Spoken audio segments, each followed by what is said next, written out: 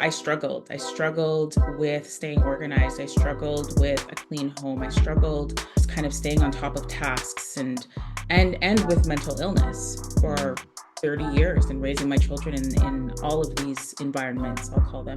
There are many types of declutter coaches, and a declutter coach literally helps somebody to decide what is important to them, right? What is bringing value into their life? So we will look at items inside of the home. We'll look at spaces that are kind of overrun with clutter or are a little bit disorganized, right?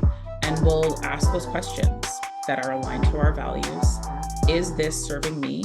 And am I able to serve this item? But then helps you to create the disciplines and the systems, right, that will help you maintain that space based on, is this bringing value? Am I able to serve? Is this item serving me? So using the physical clutter is a catalyst for the change because it stretches out across all aspects of life. You know, when we get comfortable with making decisions about what's in our immediate environment, it helps us to make decisions about the relationships we have, right? About, making quick, fast decisions at work. We're not just the single story, as Chimamanda Ngozi Adichie would say, right? Like there's more to us than just the single story. All right, welcome back to the Grind and Gratitude Show. As always, if this is your first time tuning into the show, thank you so much. If you're an avid listener or watcher of the show on YouTube, well then, I got a lot of love for you. The reason why I like to bring you guests is because I bring you people who can add value to your life, to your business, and to whatever you have going on. And so I have a very special guest with me. She is a declutter coach. That's right. And I'm super excited to have Jaysel Murphy on the show. Welcome to the show. How are you? I am so well. Thank you so much for having me today, Danny. What an honor to be here. No, I love it. I love it. We met probably, I don't even know, a year and a half ago or something in the Champion U room on Clubhouse. And the very first time that I heard you speak, this is something that I do. I always listen to people and I watch them and I see what they're passionate about and I see if they're adding value to other people's lives. And if they are, then that's somebody that I want to know. And, oftentimes I get them on the show. And that's exactly what I heard from you when I heard you. So, um, Well, listen, let me just say I appreciate that because I remember when I first went on to Clubhouse, one of the things that Clubhouse had a great run. We really did have a beautiful run there. It was such an amazing platform where people could, almost like a studio audience, come up and share their intimate, issues or whatever they had to, problem solving, that sort of thing. So it was really like a community. We could connect immediately with one another. But I remember thinking to myself, like, why am I here? What am I doing on Clubhouse? Like, what am I here to consume or am I here to contribute? And I realized that there were going to be moments where I was going to contribute for sure. I was sorry, consume for sure. Like there was going to be moments where I was just going to be listening in or, taking notes from what other people shared.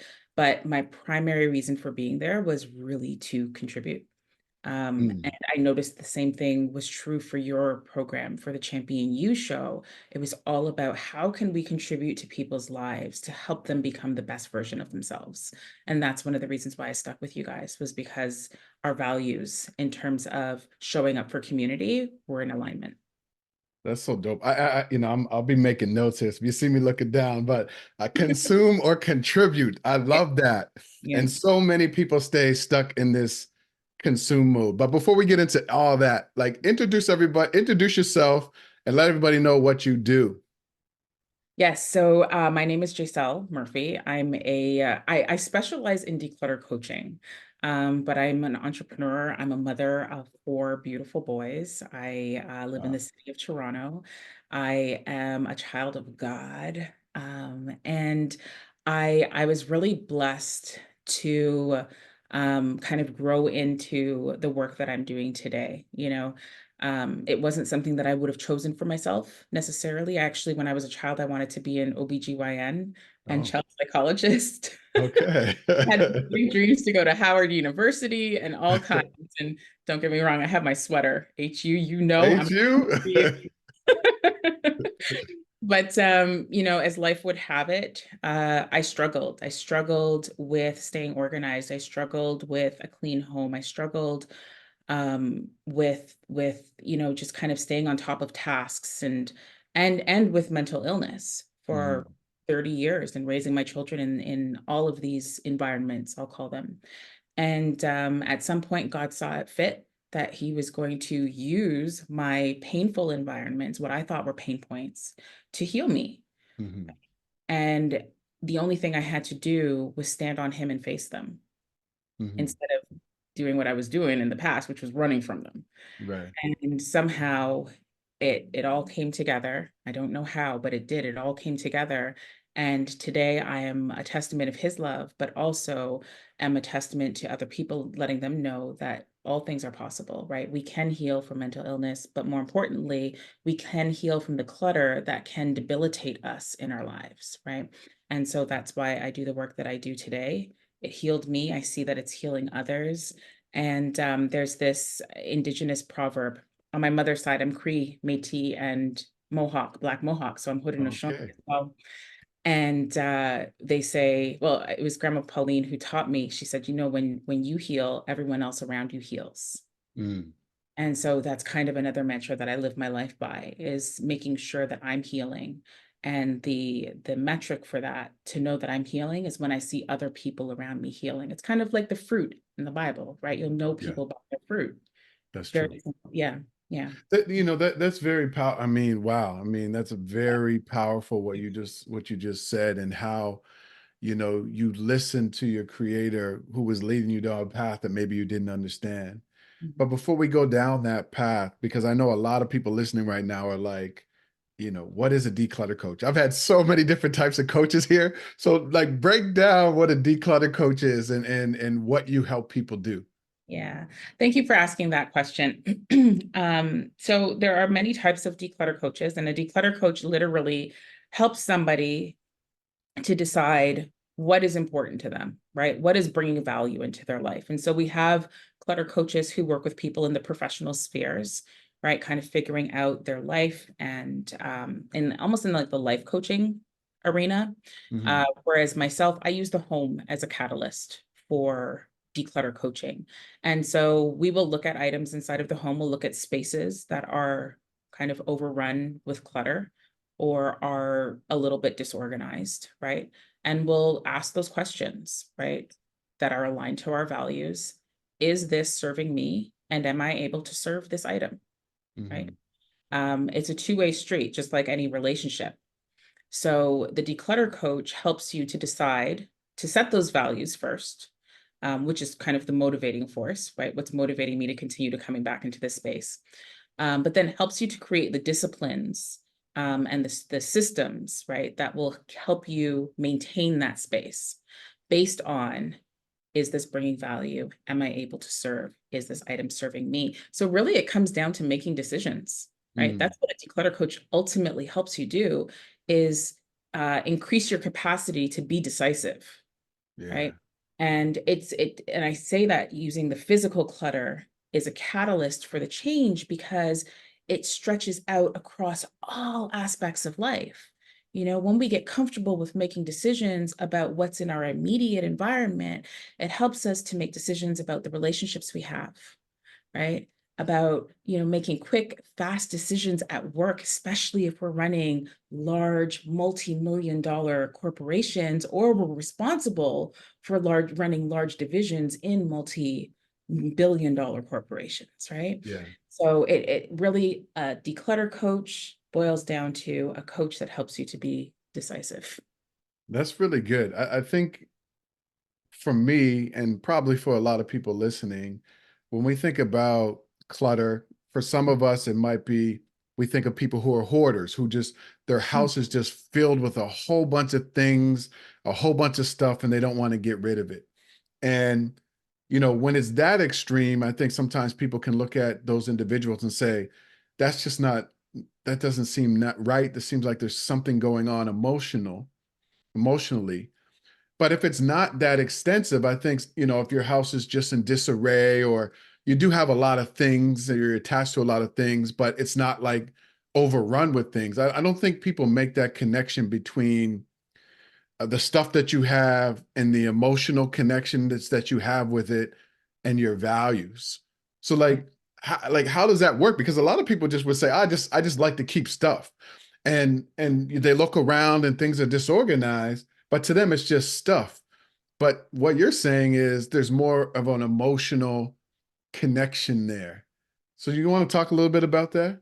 There certainly is. I would love to talk about that because there is an emotional connection to our belongings. I mean, it's a part of our lives, right? If we weren't living life, we wouldn't have the stuff we have.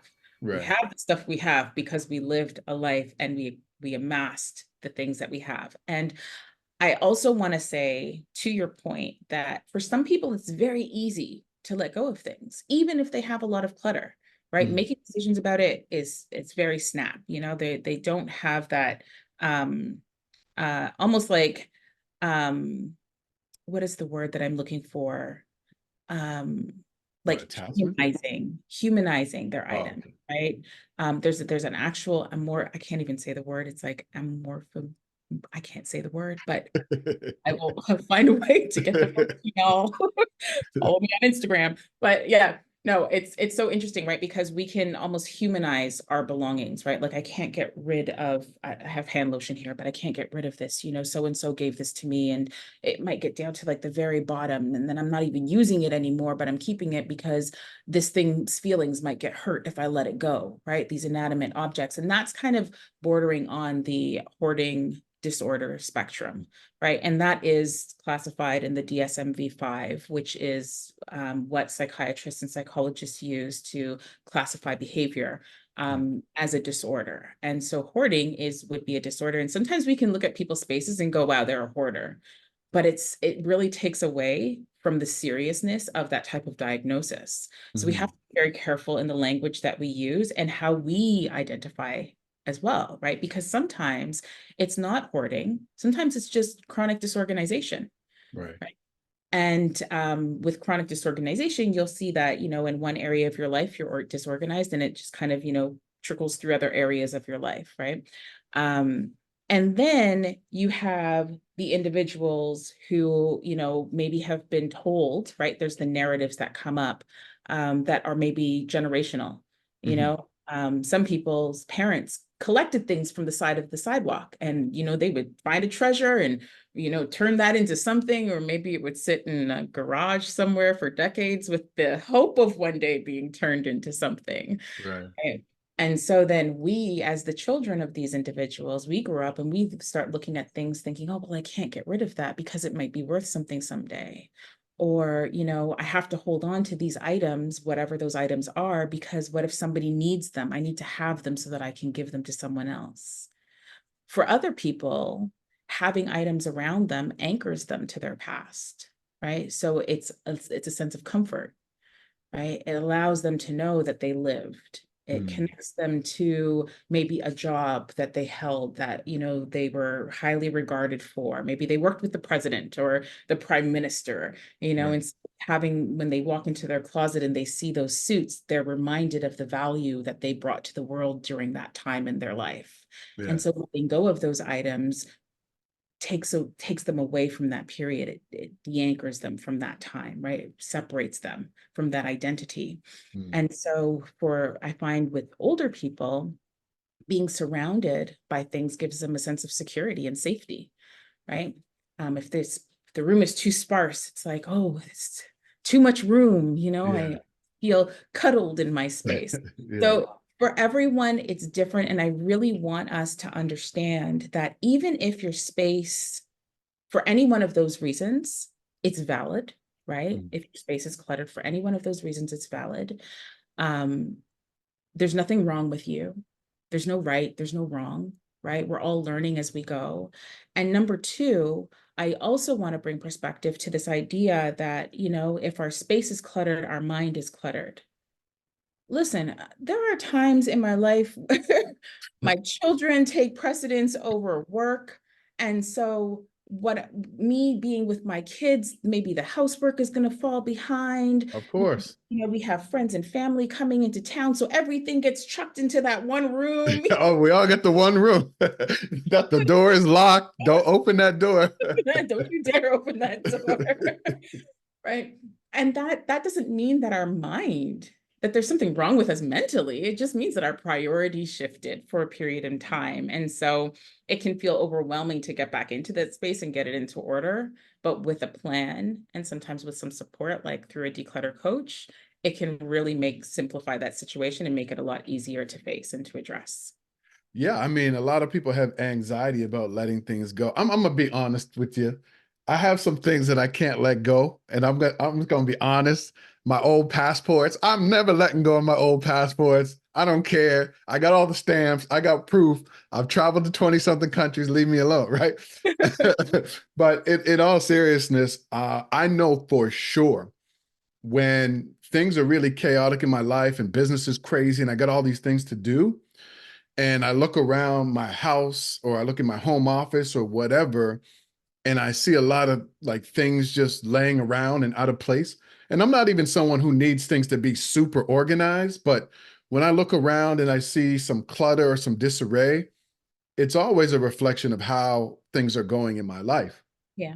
And so one of the things that I do is I start to clean up and organize things, and automatically I feel lighter. I feel more clear just Mhm. because all these things aren't laying around. And so that's what I do when I get in those modes. I'm just like, I'm cleaning, I'm doing laundry, I'm folding everything, I'm putting everything in its place, and all of a sudden I'm good.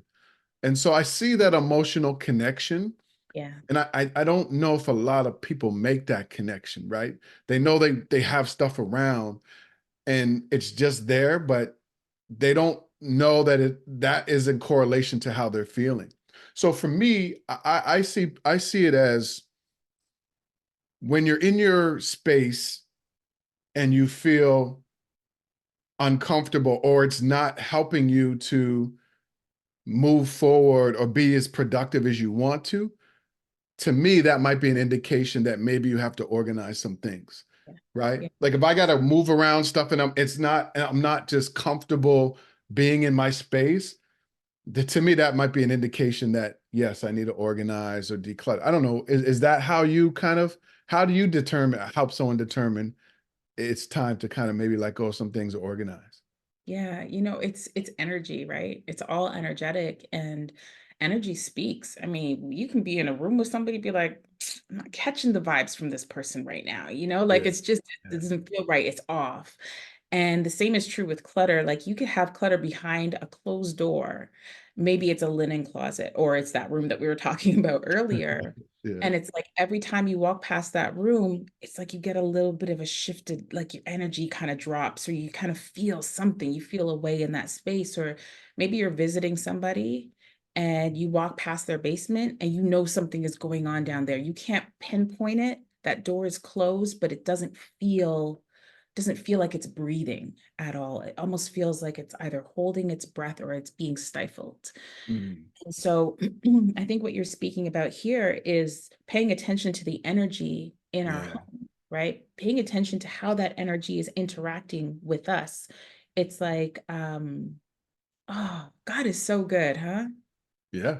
It's so good. Like he doesn't sometimes words aren't even needed, No, no, you know? absolutely not. The way he'll speak to us, he'll just speak to us through a thought or through a feeling. And it's the same thing with our clutter. It's like, it's just this feeling that we get where we feel stuck, we feel stagnant. Those are cues. Mm. Those are cues that we can pay attention to in our home. I'll tell you a story about a cue I had to learn. Uh-oh. And it has to do with dishes. Okay. I remember being really young and I said to my mom, I was like, me and my mom, we used to talk for like 2 hours on the phone at a time. And she's in the States. So that phone would drop off at 2 hours. We call each other back, get on another. And it was like every day we had this beautiful relationship when I was younger and still do. And one day we're talking and I'm like, Mom, these dishes are coming from? Like, there's like dishes on a counter and the sink, and the bedside table. It's like, there's just so many dishes. And she's sitting there, she's letting me rant and, go on about all these dishes. And she's like, well, JC, they're coming from you, honey. And I was like, well, how come I didn't notice them when I was growing up? She was like, well, I would always do the dishes. So here now I'm a little bit annoyed. I'm annoyed at these dishes that keep showing up. And so I bring it to another friend of mine. And I'm talking to him and I'm telling him all about these dishes. And so he asks me, he says, well, Jason, like, what's your cycle? Like, how do you know when you finished eating? And I was like, well, I put my plate down and I'm done. And he was like, oh, okay. How do you know when it's time to eat? And I was like, well, I get hungry and I go to the kitchen and I like take out the things that I need to eat with. And he was like, okay, so where is the disconnection there? Just I love having friends that ask you questions like that. They don't give you the answers, but they'll ask you those questions that Yeah, get you yeah. thinking. And it got me thinking that there is a cycle here that's not being completed, right? The dishes are going down, but when I go back for a dish, if I haven't washed that dish, then I can't go and get a dish when it's time to eat. Exactly. And it sounds so obvious, but to people who struggle with chronic disorganization, like missing those cues can really lead a house to going just out Mm, of control, right? So, what I began to understand was for me, that cycle wasn't complete. I wasn't finished eating until I had washed the dish and packed it away. That was also a part of eating. That became a part of eating for me. Right. So that was the one thing. If I saw the dish on the plate, on the table, I wasn't finished eating yet. I like And that. that was my cue that I wasn't finished eating. When it came to bringing, those flyers that you get in the mail inside, and sometimes there's like Yeah. flyers where, and I work in a lot of people's homes, so sometimes I'll notice this, and I was like, okay, well, maybe for you, it's not a matter of bringing the flyer in. The cue for you is before you even cross the threshold, stopping off at the recycling bin and going through those flyers and putting them in. Shared this on the Dear Clutter show so many times because paper clutter was a major issue for them. And so making sure that we nip it in the bud at the start of the issue. You can look for these little cues. Your home will give them to you. Mm, Your behaviors will give them to you, right? It's just a matter of being able to discern what they are. And sometimes you need a third perspective to show you, you need somebody else. So like if your husband or your wife is getting on your case about something, yeah. Yeah, you know what? Listen, man. I right? don't. You talking to my wife? Like, stop about this dishes stuff, because she'd be on me. Like, listen, we got a dishwasher. Put the dishes in the. I'm like, okay, okay. You know, and I remember growing up, and my mom gonna get mad at me, but our house wasn't. It was a little bit cluttered, right? But I remember, the dishes and all, and back in the day, we never had a remote control. You had to go and turn the TV. And I would say to my mom, like, why don't we get a dishwasher? And why don't we get a remote? And she's like, you don't need one. I got three of them. I was like, where? She said, you, your brother, and your sister. And I was like, oh, this woman, man. But I think that at a young age, especially my grandmother was a Jamaican grandmother who taught me how to cook at like 4 or 5 years old. I was learning how to cook. Go out into the garden, come back, we're cooking it. So doing the laundry, dishes, and all that kind of stuff. I was doing that from a very young age. And as I got older and I started dating people, I realized a lot of what obviously that is how you were raised. So, a lot of people that women that I dated didn't know anything. They didn't know how to cook. They didn't really do laundry. And I realized, like, when you're dating and you're young, it doesn't really bother you. But as you get older and you're looking at this person as a life partner, you're like, how, like you said, energy. Mm-hmm. The energy that you're bringing with not throwing your clothes all over the place and not organizing, like, it's affecting my energy. Is this Yes. somebody I see myself with for a long time if they're not willing to kind of meet me halfway? And so I Mm-hmm. was even looking at that like as a partner as I started to get older. I was like, yeah, I could see this person, or no, it's taken away from my energy. I can't. And Yeah. so it was interesting that you brought that up earlier as well. Yeah, it's funny because sometimes we like my mother was very clean. Yeah. My mother actually had a neurosis for cleaning. That Oh, was how we lived that was my household life, right? And wow. so like I remember 4 o'clock, the key in the door. I'm nervous because I'm like, did I dust for the third time today? Like it was terrible. Wow. Wow. Now, here's the thing, right? Like the rest of the house was immaculately kept. But come into my bedroom, honey, anybody listening to this podcast who knows me growing up can testify from the window to the wall. Okay. But there was so much clutter. It was Really? yes, it was See, I don't think that's interesting because a lot of people are saying, look, you're this declutter coach. She must have been organized all the way as a child, and your mother was very organized and clean. So, what happened with you? Like, how come was it because she was so strict that you didn't sort of take that on? What was it for you? Why didn't you? I don't know. I don't know why I didn't pick up what she was putting down. I Yeah. think that by osmosis, doing the work I do today, I can see a lot of her in me, Mm, especially in the cleaning. Like I'm cleaning your house, that toilet seat is coming off. Okay. We are getting in there with a little toothbrush and getting those cracks and crevices because that's what my mom taught me to do when I was a really young girl. Like right. 9 years old, I was removing the toilet seat from our toilet, right? Mhm. Everything gets touched. You pull everything off of that wall. If you haven't pulled everything off of that bookshelf and dusted underneath of it, it's not clean. Like Mm, that's how I learned to clean. And I think that is with my cleaning, my mother comes through, it translates, right? She mm, translates. When it comes to organization, I, I think it could have been a combination of things. Number one, if I look back now, I can see that I was chronically disorganized, right? okay. I'm not entirely sure my mother knew how to teach me to be organized. And Hmm. chronic disorganization wasn't even a thing back then. Yeah. Yeah. I was No, like, what? right? Like you didn't talk about your home period, right? Right. Anybody. So I'm not too sure, but like I said earlier on, I know God gave me the mother he gave me for a reason. He gave Mm, me the life experience I had for a reason. And part of living that life where my mother's home was so clean and my room was so tore up, yeah. tore up Yeah. was the shame and the embarrassment that I lived with. Cousins coming over talking about, I don't know why you have the whole Barbie collection. You don't even keep it, like, and being Mm, jealous and mm, internalizing that and feeling, embarrassed and feeling yeah. unworthy. Right. So I think that all of those experiences come to the forefront when I am working with people.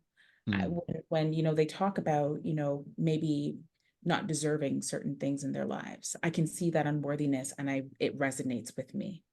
The overwhelm, the shame, the embarrassment, the guilt, it all resonates with me because of the experience that I mm. had growing up. So I don't know why it didn't translate, but I tell you, God had a better idea than any of us could have. Listen, you know what I find interesting, like what you were saying there. I'm always curious about people's childhoods and how they grew up because I feel like obviously, they say success leaves clues, well, your childhood leaves clues. So, Mhm. aside from, all of that, like what was your childhood like? What was it like for you just growing up in your family, in your neighborhood? What was that like for you? Ah, well, let me just say also, clutter leaves clues. Clutter definitely leaves clues too. Okay. Yeah, yeah, definitely. For me, Danny, I had a really good childhood. I really did. I can't complain about my childhood at Mhm. all. My father was around, but I was with my mother primarily. Okay. And my mother was a hard-working woman. She was Mm. young when she had me. She'll tell people she started young and she worked fast because she looks younger than me today. Okay. Ah, okay. Okay, mom. She's everything, and growing up, she made sure that even though my father wasn't around as much as we would have liked him to be around, she kept me connected to his family. So every Mm. summer, I would travel to Brooklyn and I would spend time with my family in Brooklyn. I would go out to Trinidad and I would spend a couple of weeks in Trinidad every summer. She found a summer camp up north. I call it the Sticks, so like Algonquin Park area. And for 2 weeks, I would go up to the sticks and I would, be up there. And so I learned so much about Canadian culture and, music. And the school I went to was I don't know what happened, but our class was very diverse. We Mm. had people from all over the world, from Sri Lanka, from Ecuador, from Czechoslovakia, Wow. from Jamaica, Toronto, Canada. Like we had people from everywhere, Guyana, Trinidad, we had people from everywhere. And so learning about food and culture and diversity was something that was steeped in my childhood. I didn't grow up initially in the greatest area. Hmm. Uh, I grew up in Moss Park, Yeah. which is adjacent to Regent Park. But my mother saw fit to get us out of that neighborhood very quickly. And so I didn't go to school in Moss Park. I went to school in St. Lawrence Market area, Okay. up the street. And I had to take two buses to get to school. But like I said, like it was just such a beautiful environment to grow up in. So growing up with different cultures and in different environments, not just here in the city of Toronto, but traveling and that sort of thing, really opened up, I think, my worldview to possibility, right? That we're not just the single story, as Chimamanda Ngozi Adichie would say, right? That there's more to us than just the single story. And I'm really grateful for that. My mother's family was small, so it was just me and my few cousins. Right. We all call each other cousin. Right. Um, and my mother's family coming to Canada in 1856. I From mean, where? from the States. Yeah. Yeah. United States. So we came up through the Underground Railroad and we settled in Southern Ontario. And so small town farm community, little country bumpkins, um, eating soul food and, black eyed peas for New Year's Eve. It's all good luck.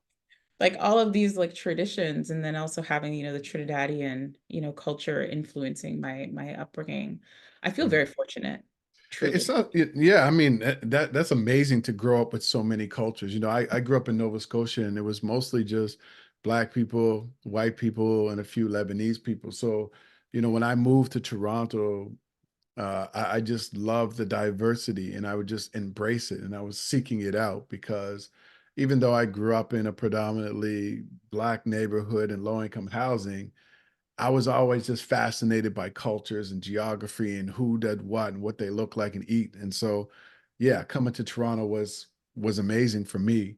Mhm. And so for you, like growing up, and you said your father was kind of around. Mhm. Now, when you're growing up around all these other cultures, were they sort of two-parent homes? Were both of their parents involved in their lives? And if they were, like, what did that mean to you if your dad wasn't around? Like, what kind of emotions and feelings did you have about that when you were growing up? That's such a good question. That is such a good question. And I say this because, um, my brothers and sisters are going to be angry with me when they hear this, or maybe they won't. Maybe they will just be like, yeah, absolutely, you are right. Um, I feel like my father I had a lot of time with my dad. Even though he wasn't around very often, I had a lot of time with my dad, more so than my siblings did. Okay. And I learned so much from my father. So although I grew up in predominantly, a single parent home, my father visited a lot. My mother would send me away with him. She made sure I spent time with him. So I'd spend weekends with him. He was an artist. So I learned a little bit of like that entrepreneurial culture from him. I would help him create his art. Then we'd go and sell it and, all of this fun stuff. And yes, the families that, friends that I grew up with, some of them had, single parents that would maybe take off and go on trips without them and leave them at home. And they were like single, like they were only children kind of Wow. being at home by themselves. I had friends who both parents were in the household and both, the kind of that her hypergamous structure where, the father is like, traditional, making the money and mom's at home and that sort of thing. Um, and seeing those relationships, those families kind of fall apart over the years and kind of walking with friends through those experiences. And other friends who were raised by their grandparents, like I feel like God has just blessed me with diversity across the board, Yeah. so Yeah. um, I didn't necessarily feel like I was losing or missing out on anything as a child. I felt like I was somewhere in the middle, but I Mhm. also noticed very early on that there are many experiences, right? And it's But just a, yeah, go ahead.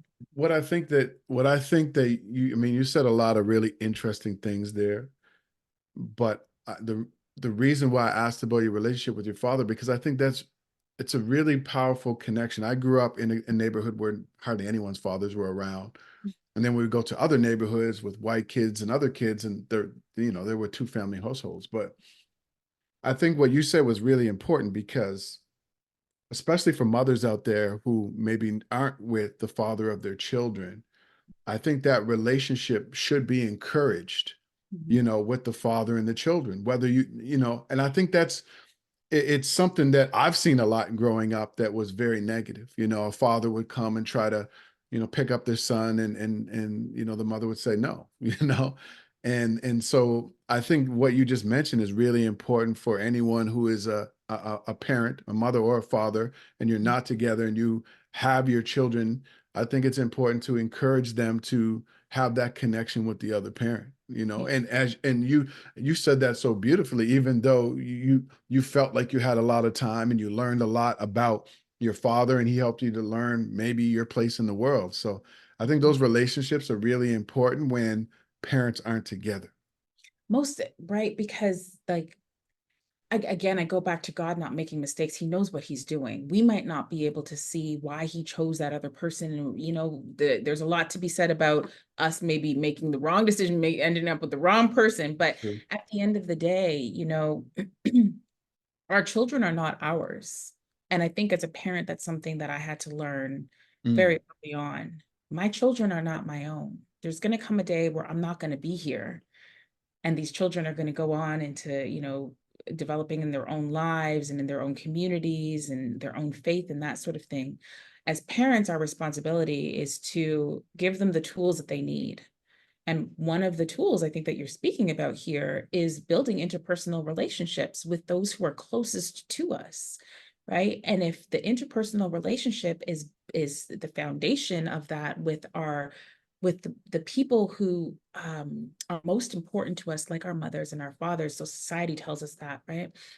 If the foundation of that is I'm supposed to hate this person as much as my other parent, like it's not a good ground. yeah, no, It's not a no. good ground. And we really want to make sure that these children that we bring into this world who are seeds are planted in really good ground, right? No, that's powerful. Yeah. I Yeah. really love that. I love that. So somebody looking at you say, okay, Sal's an entrepreneur. She's a super mom. She has, four kids and she's, has a business and how, like, you just seem like you kind of have it all together. Right. And so like, what is like a big challenge that you've had to overcome in your life? Because a lot of people look at you and just be like, man, this woman, she got it going on. And, Mhm. and that's what happens, right? Like when you find yourself in a place where you're really loving yourself and you understand who you are and you have this confidence and you know that you're covered by your creator, people Mhm. look at you and they don't understand the journey that it took to get here. This is like, oh, well, you've never gone through anything. And so, what is a big challenge or something in your life that you had to overcome that people just wouldn't know looking at you? It's so interesting because this so relates to working in homes, right? I find that we as people, we have this idea when we go over to somebody's home, or this expectation that we have on our own home is that it's supposed to look a certain way all the time. The thing is that when we go over to somebody's home, they've vacuumed, they have mopped the floor, they have maybe, changed the linens. Like they're putting their best foot forward for us. And there's nothing wrong with that. Yeah. There's nothing wrong with putting your best foot forward when you step out into the world. I think that that's something that we should all do. It doesn't mean that you're fake, that you're phony, that you're putting on. That's not what it means. It just means that you're cognizant of how you're presenting yourself and how that's impacting others, right? The thing is that there's always, just like with the home, right? There's times where ain't nobody's there and things are kind of falling apart and the dishes aren't done and the beds aren't made and the floor needs to be vacuumed and, the bathroom needs to be wiped down, like all of these things. And so with my life, there was a time where things were really, really very messy, Mhm. very messy. I mentioned it earlier. I lived with mental illness, it's still a little bit hard for me to talk about it. Even though I've had the privilege of being able to speak openly about it for the past couple of years. I lived with major depressive disorder, Mm. major anxiety. I was borderline agoraphobic. I don't even know what that means, but that's what they said. Mm. And I was breaching into the personality disorder category because I had lived with mental illness, like chronic mental illness, for so long that it was becoming a personality disorder. Mm. And I I'm gonna say this, and I'm not saying this to make light of it, but it truly is by the grace of God because I don't even know how it happened. I really don't know when that point was when I began to heal or that I healed. But to anybody out there who's living with mental illness, I thought that I was going to live in these chronic states of depression, cycling in and out for weeks or months at a time, right? Promising friends that I was going to be there. And then the anxiety pangs striking so deeply and so hard that even into the hours leading up, I'm talking myself into going and then having major panic attacks as I'm about to walk out the door. So on the side of my friends, they're looking at it, she's flaky. She can't keep her commitment. She's not going to show up, not knowing what was happening behind closed doors, right? And we there was no language to speak about this, 15, 10, even 10 years ago. It was Right. still very much taboo.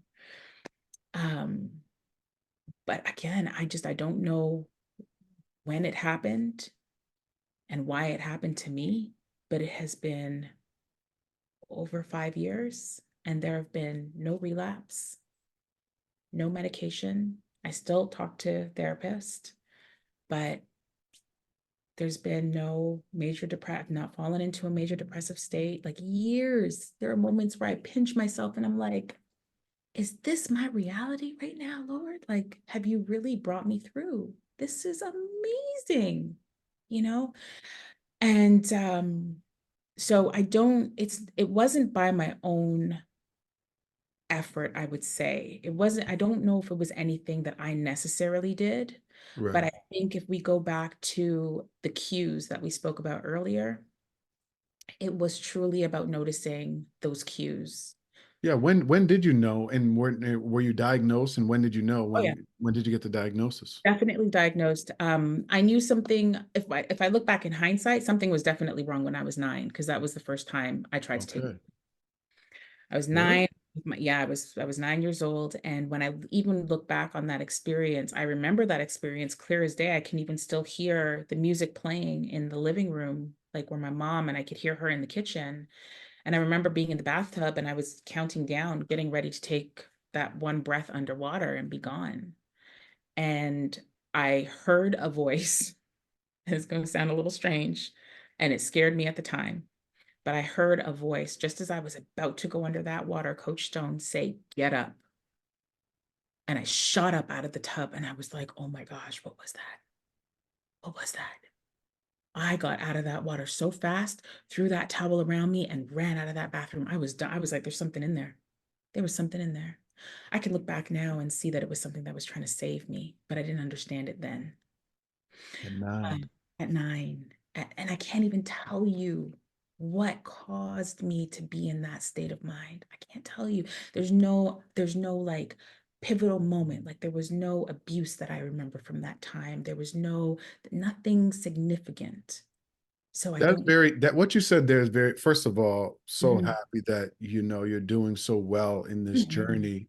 And at 9 years old, you had that feeling. mhm, And I think it's really important that we just hold this for a second, because if somebody is feeling like that, a lot of times they trace it back to some type of trauma that they had when they were a child. And if they can't find that, then it's very difficult for them to understand. And I'm thankful that you said that in that moment, because a lot of people automatically, well, something traumatic happened or something, and you just didn't know what it was. And I'm saying this because there might be someone right now who's feeling like this, who just feels like, they're so not like anyone else. Like no one else has ever experienced that. And they feel like they're, maybe alienated because they're having these feelings and they don't know why. Mm. So I just wanted to say that, because so often when people are in that state, it gets traced back to some trauma or something, and yours wasn't. So I just wanted to kind of hold that. It's interesting that you say that, because as you were speaking, and folks, this is all happening in real time right now. As you were speaking, I was brought back to a story I shared earlier about, kind of having it all and not being able to take care of it, and the Mm, levels of shame and overwhelm and guilt and fear and, unworthiness that was steeped out of that chronic disorganization.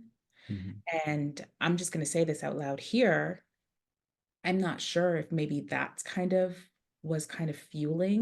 feeling so low and feeling like maybe I shouldn't be here. I don't know. I mhm. can't really speak to that. I'm going to take that up with my therapist. But because we spoke about it here, I wonder if sometimes, our environment or our capacity to maintain what we have or to take care of what we have can possibly lead to feeling like we just shouldn't have it, or maybe, unworthy, right? And that's the word I was just about to say, because I've coached a lot of people, career coaching, life coaching. I've just coached a lot of people. My first real job was as a career coach for 7 years. And it was an employment center where people would come in who were on social assistance, who had been let go from their job, who were trying to get into the work. We saw everybody. And what I realized is we ended up doing a lot more life coaching than anything, career coaching or anything, or business coaching. And I saw, I mean, people who'd been incarcerated, people who'd been abused, people who had everything, who came from wealthy families, but were still struggling in their careers and their business and their life. And what I realized is that a lot of sort of this uneasiness in our life, and a lot of what holds us back is maybe trauma and other things, but a lot of it boils down to you just don't feel worthy. You feel unworthy of anything that's coming your way. And as you were talking, about that, that's what kind of came up for me, because there've been times in my life where I self-sabotaged a job or an opportunity just because I didn't feel like I was worthy, and I made excuses, and it really just boiled down to that. Mhm. And so maybe an extreme version of that is someone, because they don't feel worthy, and Mhm. I've had clients tell me this, they did try to take their own life, or they sabotaged their relationships. And so when you said that word right at the end, I was thinking the exact same thing. Like, I just don't feel worthy. And an extreme version of that is I have no value to add to anybody else or anything else. So maybe I should remove myself from the situation. So No, I think going through that experience, it also gives me that just having that lived experience. I don't think I will ever, I can't say I will never, because I've learned to say, I've learned to be careful with saying I will never, because you don't know where you're going to be. But I really make a valiant, concerted effort to, there's no right or there's no wrong in the work that I do, mm, right? Um, just because we're not ready to let go of everything all at once doesn't mean we failed. Just because a system is put into place, you might have a declutter coach or an organizing team come in, like my mother used to do. She always used to come in and reset my room, and then it would be in shambles within a couple of weeks, right? It doesn't mean that there's anything wrong with you per se. It just means that a few things from my observation. One, it could be that the system isn't yours, and so it doesn't really work for you, right? Maybe you Mhm. do things a little bit differently. Maybe you don't necessarily reach for your pens at the front of the drawer, but you need them in a cup on top of your drawer. Right. And if the person who's come in and organized your space puts your cups, your pens in a drawer, and then your pens end up all over your desk, well, maybe that's why they need the cup so that they Right. can be contained in the cup if that's your natural, movement in your space.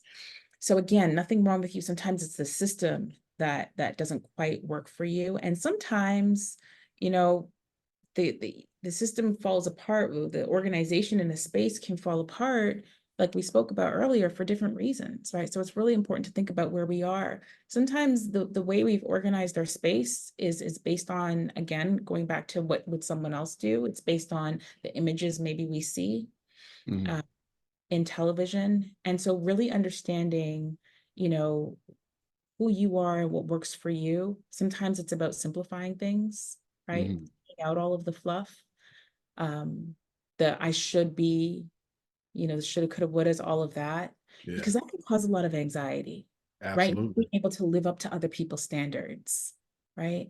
Um, if I can say there's one thing that really helped with my anxiety was just that, was really learning to let go of what other people were doing and just figuring out what was working for me, right? Mm. The beautiful bed with all the pillows and the throws and the things didn't work for me. Yeah. I need a bed with two pillows, a comforter, and a fitted sheet. So when I wake up in the morning, I can go pop, pop with my pillows, flip, flop with my comforter, and I'm Yeah. done, Yeah. right? Yeah. Yeah. It's simple. Yeah. Sometimes it can be, and to add to that, and speaking to the sense of worthiness, right? I'm capable, is knowing that you've simplified a system so much that you're able to do it every day in those small increments, the day to day. It's like a friend of mine, a colleague of mine would say, little by little, a little becomes a lot, Mm. right? And so just doing that small task every day can certainly snowball into us feeling maybe a little bit more worthy and a little bit more capable, right? So, Yeah. That's very powerful. I think what I want to know from you is what are some things that you do mhm, for self-care and to sort of manage your mental health challenges that you've had in the past?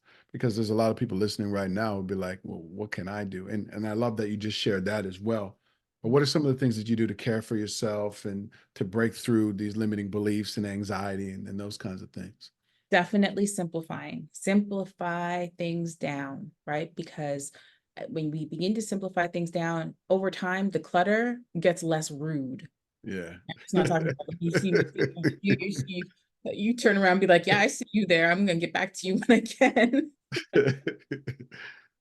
So just go ahead and simplify things. Maybe you don't need all of the plates and dishes out. Maybe for a time being, you need paper plates, right? And plastic cutlery. And it's okay to have a little bit of garbage for a little bit of time. Maybe when you begin to pull out your dinnerware, your ceramics or your porcelain, that sort of thing, you only have as much as you need. Mhm. Same with clothing, right? Ask yourself, how much laundry do I really want to do? Right? How much laundry do I really want to do? And if my habit is to get down to the last pair of drawers before I do my laundry, then how many drawers do I actually, and I'm not talking about pulling, pushing out, You're talking about underwear you underwear. put on. How many do I actually need? Right. So Yeah. really thinking about, okay, how much work do I want to do inside of my home helped me to really quantify what is inside of my home.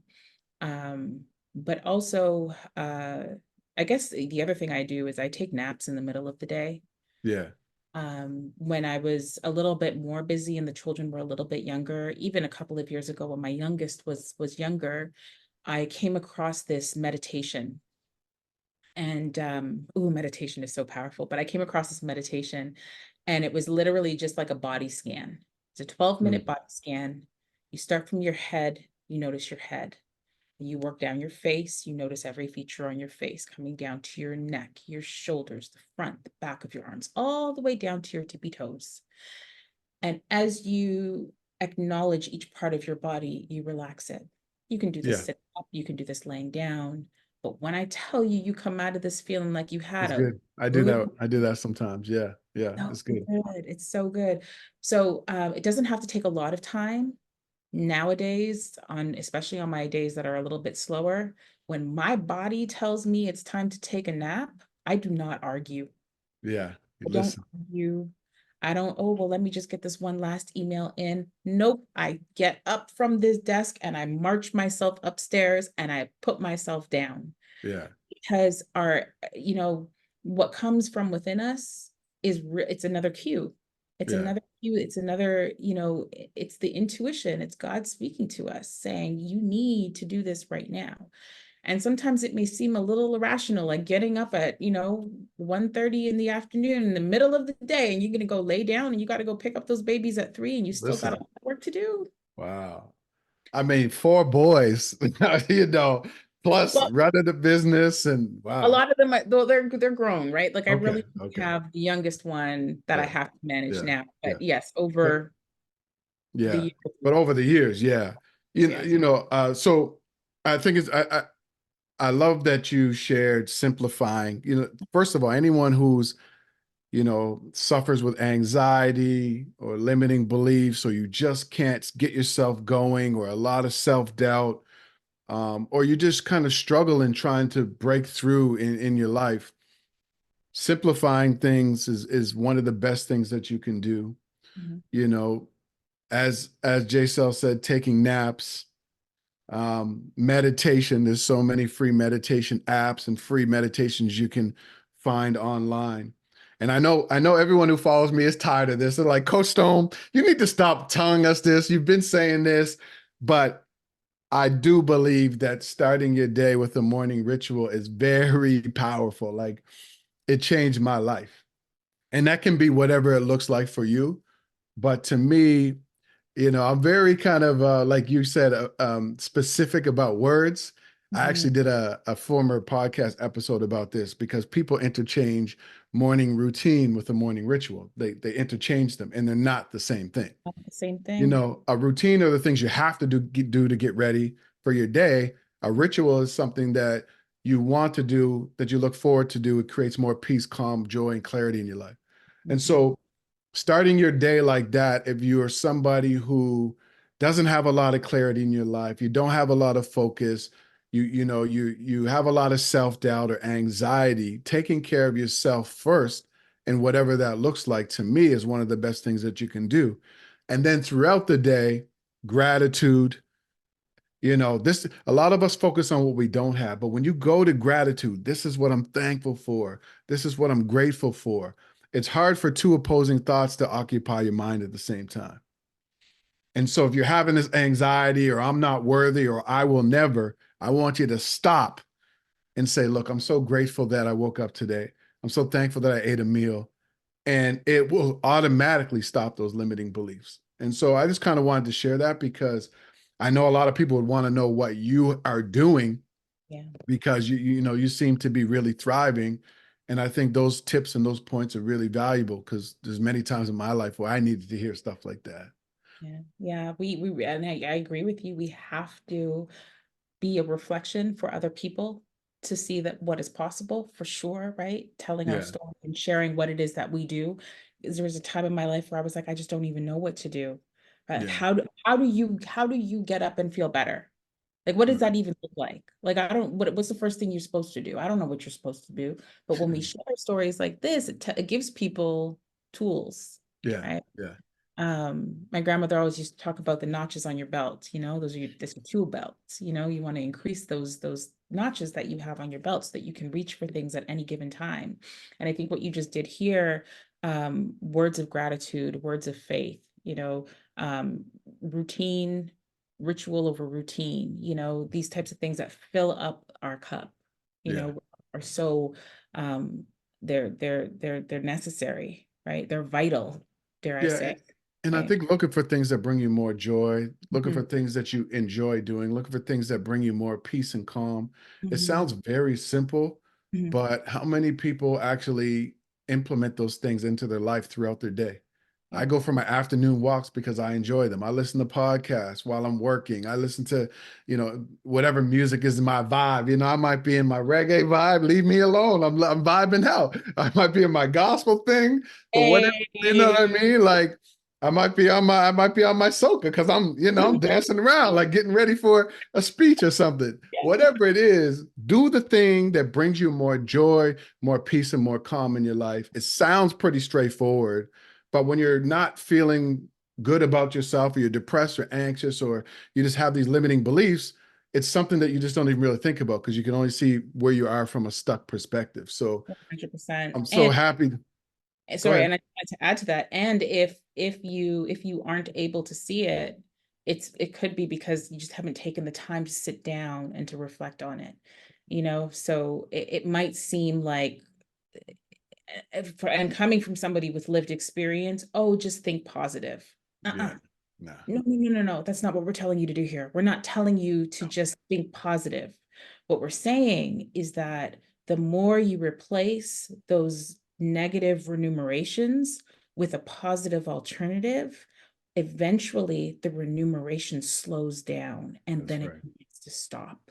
It's a process. It slowly happens, but if you never trust it enough just to try it, you'll never know what's possible. That's so powerful. Listen, I love that. JSL, we're wrapping up here because you dropped so much heat. Oh my goodness. I think a lot of people are gonna go back and replay this like 10 times because you just dropped so many gems. And I just want to thank you for being so open and transparent. I have two questions that I ask everybody before we wrap up. And so I'm going to ask you these two questions. The first question is, what does grind mean to you? Oh,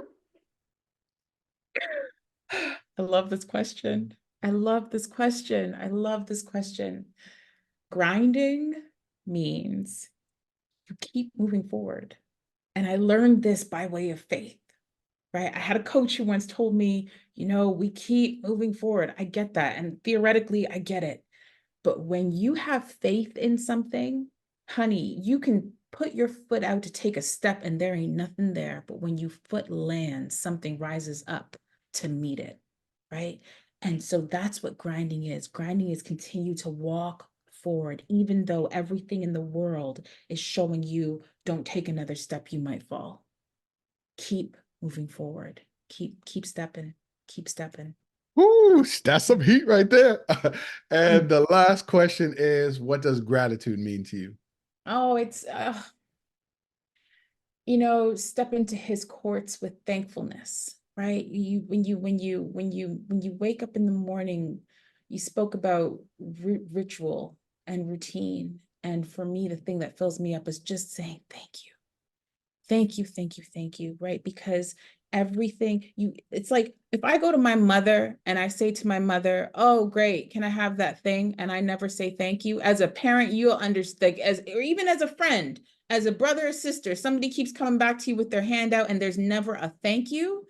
Eventually, you're gonna stop putting things inside of that hand. You can be like, there's no gratitude here, right? So when we walk in through lives saying thank you, being grateful and having a sense of gratitude, more and more can come to you. And with that more and more that comes to you, you have a responsibility to then give that forward to other people. So it's not just a you give me thing, right? Gratitude is more than that.